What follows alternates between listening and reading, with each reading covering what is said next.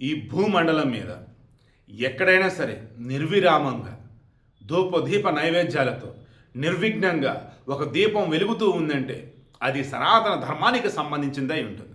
ఒక జ్వాలాముఖి ఆలయం కావచ్చు, మన కేదార్నాథ్ ఆలయంలో కావచ్చు, ఇలా ఎక్కడైనా సరే మీరు తీసుకోండి. గణేష్ గోల్డ్ తాకట్టులో ఉన్న బంగారాన్ని విడిపించి కొనబడును. సంప్రదించండి 9966651144. ఆలయం మూసి ఉంచినా తీసి ఉంచినా అక్కడ అన్నది దీపం ఉండాలి అంటే ఉండిద్ది. అంతెందుకండి, మన కలియుగ మన దైవం శ్రీ వెంకటేశ్వర స్వామి ఆలయంలో కూడా ఆ బ్రిటిష్ వాళ్ళు అంతకుముందు ఇది ఇష్యూ అయిపోయి ఆలయాన్ని కొన్ని సంవత్సరాల పాటు అలా క్లోజ్ చేసి ఉంచారు. అప్పుడే పైన విమాన వెంకటేశ్వరుడు స్వామి పెట్టారనమాట. అప్పుడు కూడా లోపల దీపం వెలుగుతూనే ఉందంట. ఇలా ఎన్నో అండి. సనాతన ధర్మం అంటేనే వెలుగు, జ్యోతి, అది ప్రజ్వలితో ఉంటుంది. ధర్మాన్ని ఫాలో అయ్యే వారికి వెలుగునిస్తుంది, ఆశీస్సులు ఇస్తుంది. ఆ ధర్మానికి విఘాతం కలిగిద్దామని అనుకున్నా, ఆ ధర్మానికి ఎదురొట్టి దాని గురించి తప్పుగా చేసినా మాట్లాడినా దహించి వేసిద్ది. అదే ఈరోజు డిఎంకే విషయంలో ప్రూవ్ అయింది. అడ్రస్ లేకుండా ఓడిపోయింది. ఈజీగా గెలిచిద్దని చెప్పేసి అన్ని సర్వేలు చెప్పినాయి, ఒక్క మై యాక్సెస్ ఇండియా వాళ్ళు తప్ప.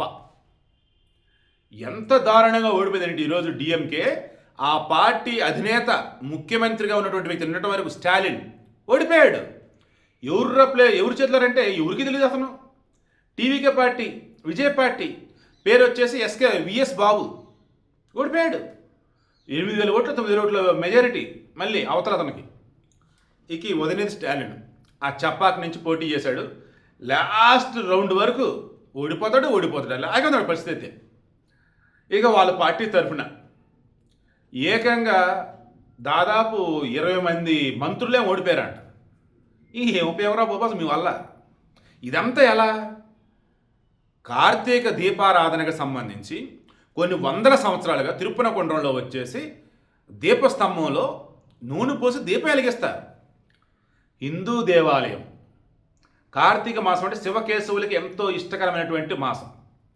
అటువంటి చోట ఆ దీపం వెలిగించుకుంటామంటే అది వెలిగించొద్దంటూ ప్రభుత్వమే సాక్షాత్తు దేవాలయాన్నే రాజముద్రగా ఉన్నటువంటి దేవాలయమే కదండి రాజముద్ర. తమిళనాడుకి దేవాలయాన్నే రాజముద్రగా ఉన్నటువంటి ప్రభుత్వ చిహ్నంగా ఉన్నటువంటి ఓ ప్రభుత్వంలో, ఓ రాష్ట్రంలో ఉంటూ దేవాలయాల మీద విషయం చెప్పటమా?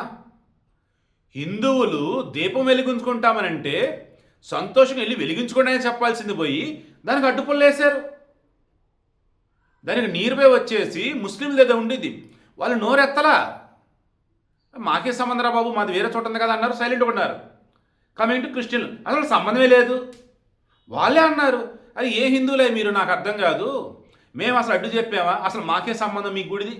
ముస్లింలు అదే అన్నారు, అరే బాయ్ మాకే సంబంధం, మీ గుడి మీ ఇష్టం కదా అన్నారు వాళ్ళు. మేము అడ్డు చెప్పడం లేదు అంటే అసలు మా ప్లేసు కాదు, మీ గుడి, మీ దీపం, మీ ఆచారం. అలాంటిది ఈరోజు మీరు ప్రభుత్వం దగ్గర వచ్చి ఇబ్బంది పడతాం ఏంటనంటే ఇంకొక కోర్టుకు వెళ్ళారు. దెన్ స్వామినాథన్ జడ్జ్ తీర్పిచ్చారు. ఏమని? అది అసలు ఒక గుడే లేక పురావస్థలమా లేకపోతే అసలు అదేంటి అన్నప్పుడు విచారణలో ఏం తెలియంది, అది గుడే, కార్తీక మాసంలో దీపారాధన చేస్తారన్నట్టు దీపం వెలిగిస్తున్నట్టు చెప్పారు. దాన్ని మరి ఇంక అట్టయితే ఏంటి, అక్కడ దీపం వెలిగించడం పర్మిషన్ ఇస్తామని చెప్పేసి కోర్టు చెప్పింది. ఏగైనా మన స్టాలిన్ ప్రభుత్వం ఏం చేసింది, దీపం వెలిగించొద్దని చెప్పేసి అడ్డుపడింది. ప్రభుత్వం దేవాదాయ శాఖ ఉంది, ప్రభుత్వం దాని యొక్క రాజముద్ర వచ్చేసి టెంపుల్ ఆలయం, అండ్ తమిళనాడు అంటేనే టెంపుల్స్. అటువంటి చోట కోర్టు తీర్పిచ్చాక కూడా హిందువులని కార్తీక దీపం వెలిగించుకునేకుండా ప్రభుత్వం అడ్డుపడింది. మరలా కోర్టుకి వెళ్ళారు. ఈ కోర్టు వైలేషన్ అంటూ ఏంటి అసలు ఇది అని చెప్పేసి సీరియస్ అయింది. ఇక అప్పుడు వీళ్ళు ఆ జడ్జి మీద అభిశంసన తీర్మానం అంటూ 100 మంది ఈ ఇండి కూటమి పనికిమాలిన కూటమి ఉంది కదా, ఈ కాంగ్రెస్ రిమైనింగ్ బ్యాచ్, డిఎంకే మిగతా స్క్రాప్ అనకూడదు కానీ 100 మంది సంతకాలు చేసి ఇచ్చారు అభిశంసన తీర్మానం అంటూ. ఇక అప్పుడు 56 మంది రిటైర్డ్ న్యాయమూర్తులు, జడ్జిలు, ఏంటి అసలు ఇది, ఇదేమన్నా రాజకీయానికి సంబంధించి పునరావాసమా, లేదా రాజకీయ నాయకులు ఎట్లా చెప్తారో మేము నడుచుకోవాలా, అంటే ధర్మానికి కట్టుబడి కల్చర్ కట్టుబడి మేము తీర్పులు ఇవ్వద్దా, ఏమనుకున్నారు అసలు ఇదంతా అంటూ చాలా సీరియస్ అయ్యారండి. ఎంత సీరియస్ అయ్యారు అంటే ఒకే ఒకటి, ఇక్కడికైనా సరే ఆపేసి ఇక్కడ ఏదైతే జడ్జి తీర్పు ఇచ్చారో దాన్ని ఫాలో అవ్వాల్సిందే, కాదు కూడదంటే మాత్రం ఇది చాలా దూరం వెళ్ళిద్దని అన్నారు. అప్పుడు ఇక సైలెంట్ అయ్యారు వీళ్ళు. ఇది స్టాలిన్ చేసిన ఘనకార్యం. ఇక వాళ్ళ కొడుకు, కరోనా కంటే డేంజర్ ఈ సనాతన ధర్మం, అదొక డెంగ్యూ, అదొక మలేరియా, దాన్ని మొత్తం నిర్మూలించాలి, పారద్రోలాలి అన్నాడు. ఏమైంది?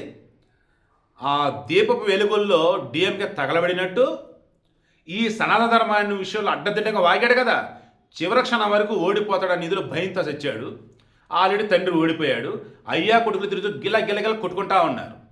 సనాతన ధర్మం జోలికి తప్పు చేశారా బాబు అని. ఆ రాష్ట్రంలో ఉన్నటువంటి హిందువులలో పనికి మనలో అనకూడదు, కానీ ఇంకా ఎవరు డిఎంకే ఓట్లేస్తారో తెలియదు, కానీ చాలా వరకు ఐక్యత అనేది వచ్చింది. అండ్ ఎస్పెషల్లీ న్యూట్రల్గా ఉన్న వాళ్ళు కూడా డిఎంకే అని చెప్పి దూరం జరిగారు. సో వీడియో క్లోజ్ చేస్తున్నా. మీలో కూడా ఎవరైనా సరే మీ మతం ఏదైనా, మీ దేవుడు ఎవరైనా విశ్వసించండి, బట్ పరమతాలని మిగతా వాళ్ళ యొక్క ఆచారాలని గౌరవించండి. అదర్వైజ్ ఈ అయ్యా కొడుకులు పెట్టిన గతే మీకు కూడా పెట్టేది.